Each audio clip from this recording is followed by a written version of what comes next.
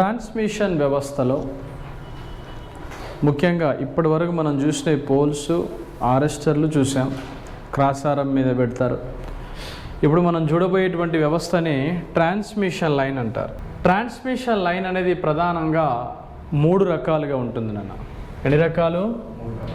ఒకటి, ఫస్ట్ వినండి, short transmission line. రెండవది మీడియం ట్రాన్స్మిషన్ లైన్.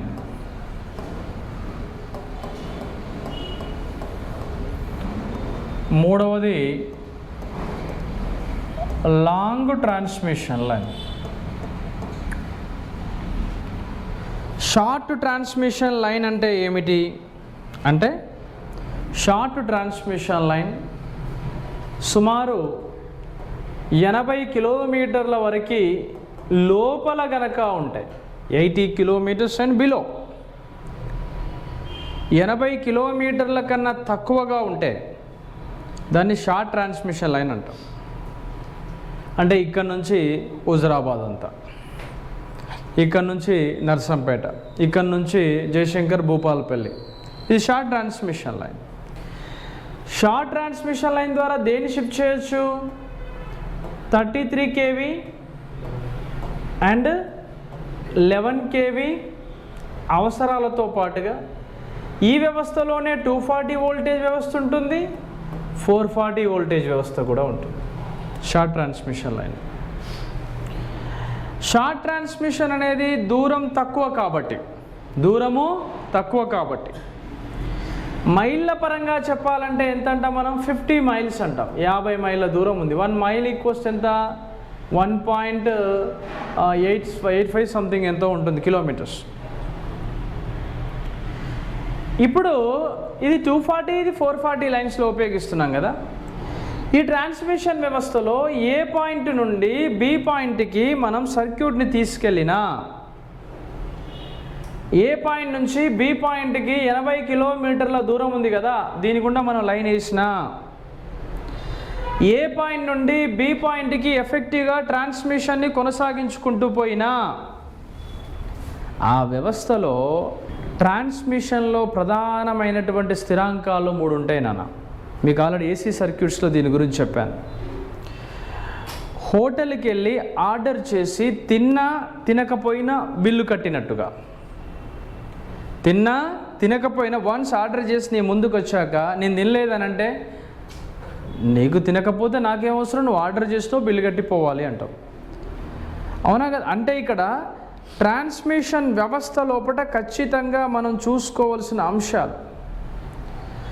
ఒక పేషెంట్ రోగిగా ఉన్నవాడిని తీసుకెళ్ళి హాస్పిటల్లో అడ్మిట్ చేసినప్పుడు వాడు ప్రాణంతో నచ్చినా ప్రాణంతో రాకున్నా కూడా వానికి బిల్లు పే చేయాలి. అంటే ఖచ్చితంగా ఇక్కడ ఏముంది? బిల్ అనేది కామన్. అంటే ఏదైనా ట్రాన్స్మిషన్ వ్యవస్థలో ఖచ్చితంగా స్థిరాంకాలుగా ఉండేవేమిటి అంటే ఆర్ఎల్సీలు అన్న. చాలా ఇంపార్టెంట్. ఆర్ అంటే రెసిస్టర్, ఎల్ అంటే ఇండక్టర్, సి అంటే కెపాసిటర్. These 3 parameters sir. ఈ 3 కూడా స్థిరాంకాలు. అందుకే నేను ఆల్రెడీ ఫెరెంటీ ఎఫెక్ట్ అని కొన్ని సందర్భాల్లో చెప్పినప్పుడు చెప్పాను, మళ్ళీ లాస్ట్కి చెప్తాను. ఆర్ ఉంటుంది షార్ట్ ట్రాన్స్మిషన్లో, ఇండక్టెన్స్ కూడా ఉంటుంది. ఆర్ అంటే ఏంటిది? రెసిస్టెన్స్ ఉంటుంది. ఎల్ అంటే ఇండక్టెన్స్ కూడా ఉంటుంది. ఏ ట్రాన్స్మిషన్లో? గట్టిగా షార్ట్ ట్రాన్స్మిషన్లో ఉంటుంది. మనం కదా కాలేజీకి వెళ్తే మీ వాడు కొద్ది రోజులు లేడు కాబట్టి కొంచెం ఒక 1 మంత్ 2 నెలలు 3 నెలలు మీ వాడు హాస్టల్లో లేడు కాబట్టి ఒక మెస్ బిల్ తీసేయండి, ఒక 5,000 తక్కువ తీసి కట్టుపో అన్నట్టుగా. ఎందుకు? షార్ట్ కాబట్టి కెపాసిటర్స్ అనేది ఉండదు. కెపాసిటెన్స్ అనేది లైన్లో ఉండదు. లైన్లో లేకపోవడం వల్ల లైన్ కెపాసిటెన్స్ అనేది ఉండదు. లైన్ కెపాసిటెన్స్ ఉండదు కాబట్టి A to be, B to ఏకి మనం కన్సిడర్ చేసినా కూడా షార్ట్ ట్రాన్స్మిషన్లో ఎటువంటి తేడాలు ఉండవు. కాబట్టి మీడియంలో లాంగ్లో ఉంటాయి. వాడు అడుగుతాడు క్వశ్చన్, షార్ట్ ట్రాన్స్మిషన్ లైన్లో ప్రధానమైన స్థిరాంకాలు ఏమిటి? Resistance capital R, inductance capital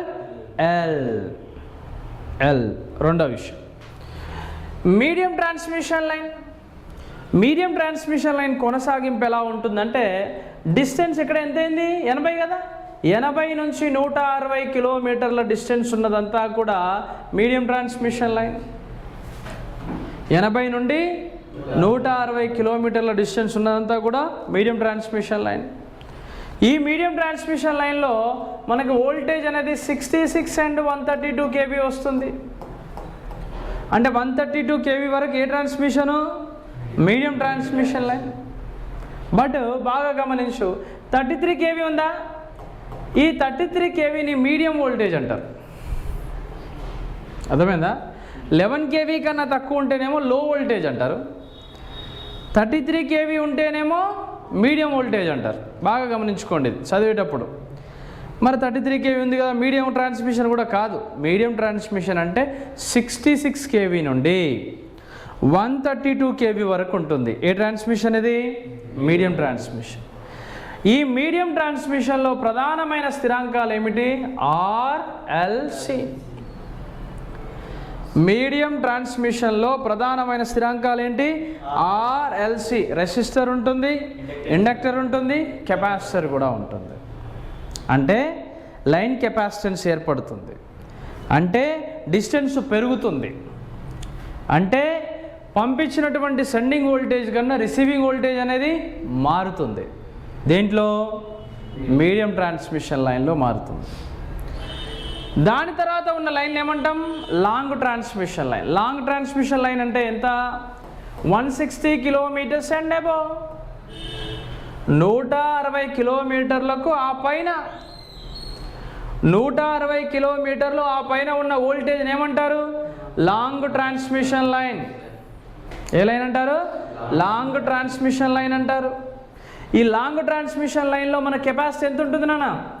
132 kV and above. 132 kV ఆ పైన ఉంటుంది.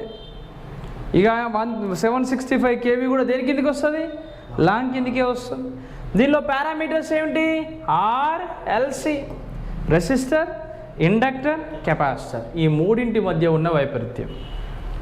80 kilometres below short, 80 to 160 medium, 160 above long. ఆర్ఎల్సీలు రెండిట్లో ఉన్నాయి, మీడియంలో ఉన్నాయి, లాంగ్లో ఉన్నాయి ఈ ట్రాన్స్మిషన్ వ్యవస్థలో. అందుకే మనకు లాస్ట్ టైం క్వశ్చన్ అడిగాడు, షార్ట్ ట్రాన్స్మిషన్ లైన్ యొక్క మ్యాట్రిక్స్ ప్రిన్సిపల్ ఏబిసిడి విలువ ఎంత అన్నాడు. ఏబిసిడి విలువ, దాన్ని బట్టి మన క్వశ్చన్ అడిగాడు.